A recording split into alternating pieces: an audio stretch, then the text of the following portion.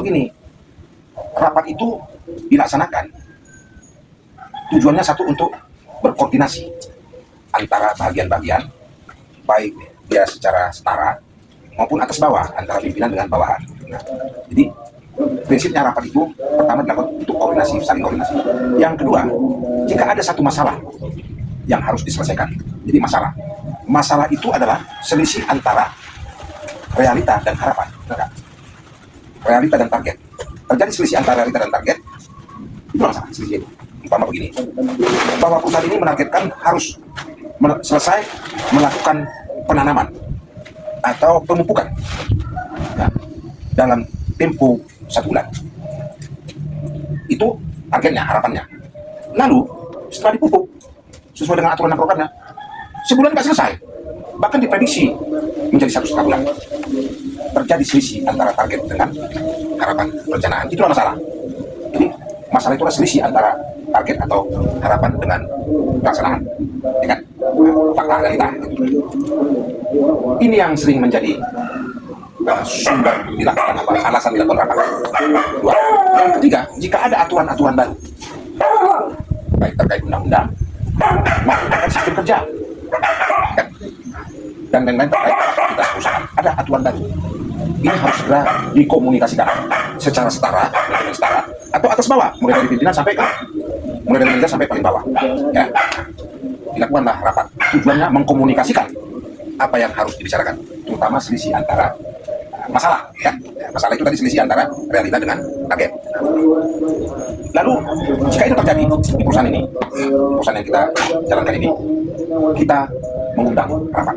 Biasanya gini, rapat ini bisa dilakukan dengan sifat segera, atau menunggu seminggu kemudian. Biasanya begini, kalau seminggu kemudian kita suruh dulu mereka bagian-bagian itu mempersiapkan dokumen yang mau dibicarakan, kan? Atau 3 hari. Tapi ada rapat segera, besok harus atau lusa harus. Tapi ada yang nggak apa-apa, nunggu, kan? Maksudnya, kalau menunggu supaya dipersiapkan data-data, dihitung dulu. Hitung ini ya, bagian ini produksi hitung, bagian jalan hitung, kerusakan jalan yang mengakibatkan mungkin lambatnya pengangkutan, bagian panen, apa kendala, masing-masing bawa data, dikomunikasikanlah di antara bagian-bagian dengan pimpinannya, katakanlah.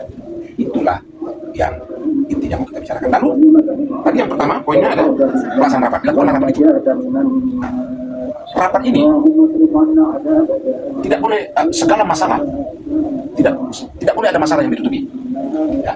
Jika ternyata kemudian kita mengetahui salah satu bagian tidak membicarakan masalahnya di bagiannya di rapat, itu kepala bagiannya akan katakanlah mendapat penilaian tidak baik dari manajer atau pemimpin, karena dia ternyata tidak optimal membawa masalah.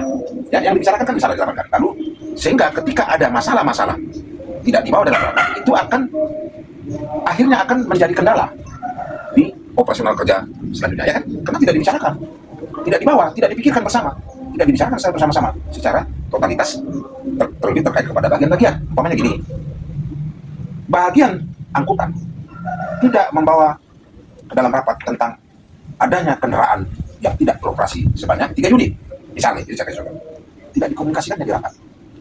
Lalu bagian tanam produksi tidak tahu, dipanennya banyak-banyak sehingga panen tadi tidak rampung. Kenapa? Karena dia tidak tahu kalau bagian angkutan tidak cukup kendaraan untuk mengangkut hasil panen, sehingga pengangkutan hasil panen ke pabrik itu akan terkendala.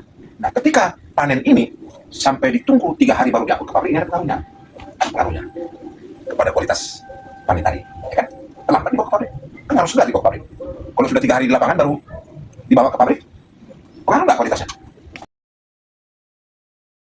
Begitu lagi, kalau berskala sedang, direktur, manajer, kepala bagian, lalu asisten, maksudnya gini, asisten umpamanya per 500 hektar ada asistennya, staf asisten per 500 hektar, karena kalau sudah 30 hektar perlu 6 asisten. Di bawah asisten tadi mandor ini banyak, ada mandor lalang, ada mandor pemupukan, ada mandor pemeliharaan. Nah, semua ini tentang kendali, itu kan tentang kendali struktur harus berkomunikasi dengan baik. Itulah yang mau kita diskusikan dalam studi ini, kan? Lalu harus ada perintah dari hasil rapat tadi, para manajer tadi bilang, ada perintah. Seperti saya kasih contoh tadi, perintah ke bagian tanaman, koordinasi ya, ke bagian pengangkutan. Oh, tengok, kan kita sudah sepakat kemarin di rapat, yang 5 itu harus dibagusi. Ada perintah ke bagian angkutan. Nah, begitu juga ke bagian yang lain, bagian panen. Nah, itulah perintah kerja. Dan perintah kerja itu harus menyesuaikan dengan apa? Struktur. Ya? Nggak bisa langsung direktur langsung ke mandor. Bertahap kok. Direktur ke manajer ke kabak-kabaknya lah, ke asisten-asistennya atau kepala urusannya. Asistennya ke mandornya ke buruhnya, ke pekerjanya. Nah, dikomunikasikanlah itu dengan baik. Nah, sering terjadi komunikasi yang tidak akurat. Perintahnya nggak lengkap sampai ke bawah, sehingga ini yang sering terjadi.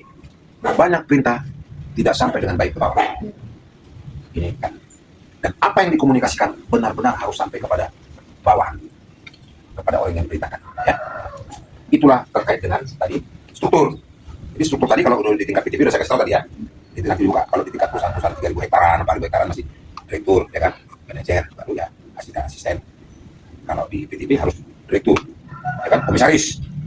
Jadi komisaris tahu kan, fungsi pengawasan kan, komisaris, direktur utama, ada direktur produksi di bawah, direktur tanaman, direktur pengembangan, kan, direktur komersil, ada direktur SDM, tidak ada 5. Di bawahnya lagi ada lagi kabak-kabak. Di bawah kabak ada kepala urusan, ini kalau di PTP. Baru di bawah kabak tadi ada lagi ADM.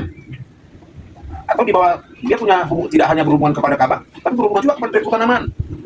Karena strukturnya itu ya, lebih cenderung kepada klaster. Sistem yang dimaksud sistem komunikasinya. Tadi juga kita singgung sedikit ya. Baru berkomunikasi itu kan tentu ada. Kalau sistem itu rangkaian, di pemahaman saya. Jadi yang A berhubungan dengan B harus berhubungan masih. Urut kan? Nah, contoh mesin roda 2. Starter berhubungan dengan baterai yang hubungkan kabel. Baru starter berhubungan dengan tangki. Itu sistem toh. Tangki ke starter ke pengapian ada hubungannya saluran minyak. Begitu sampai ke CDA atau ke piston, menggerakkan piston, itu kan semua sistem. Tidak bisa, artinya bergerak satu harus ikut bergerak yang lain. Rangkaian itulah sistem. Jadi sistem dari komunikasinya. Jadi komunikasi di dalam suatu perusahaan itu, ya memang kalau nggak mengikut sistem, ya tadi saya katakan ada struktur organisasi. Jadi tersistematis. Perintah itu kan bagian daripada komunikasi ya, tersistematis. Sampai ke tingkat pekerja. Komunikasi itu dari hasil rapat, perintah rapat itu dikomunikasikan sampai ke tingkat pelaksananya kerja. Ya kan? Jadi tersistematis. Tidak langsung dari sini ke sini. Jarang itu sistemnya dari direktur langsung ke mandor. Sistem komunikasinya jarang itu kan. Ada itu, kecuali perusahaan kecil. Kuku Jange di Binjai Barat, ya kan? Atau di PWS, langsung aja pemilih langsung ke pekerjanya. Tapi kalau kita ini tentu tidak membahas tingkat yang seperti itu. Kalian ini kan calon pemimpin pekerja, tapi pemimpin dan ya bisa dibilang akademisi juga lah ya. Satu ketika kan bisa mungkin S1, S2, jadi akademisi ya kan? Tidak semata-mata mau kerja kan? Ya, kalau ada kesempatan lebih baik, mungkin kan beda lagi kan? Jadi wawasan itulah yang saya bukakan sama kalian tentang bagaimana perintah rapat dengan adanya diaplikasikan dengan dikaitkan dengan struktur organisasi, dikaitkan dengan perintah dikaitkan dengan perintahnya dan dikaitkan dengan sistem komunikasi ya. Jadi tidak ada komunikasi yang tanpa sistem. Itu bukan sistem namanya. Komunikasi itu punya sistem. Supaya sistem itu tertata maksudnya, ya. Berurut, keterkaitan dan tertata.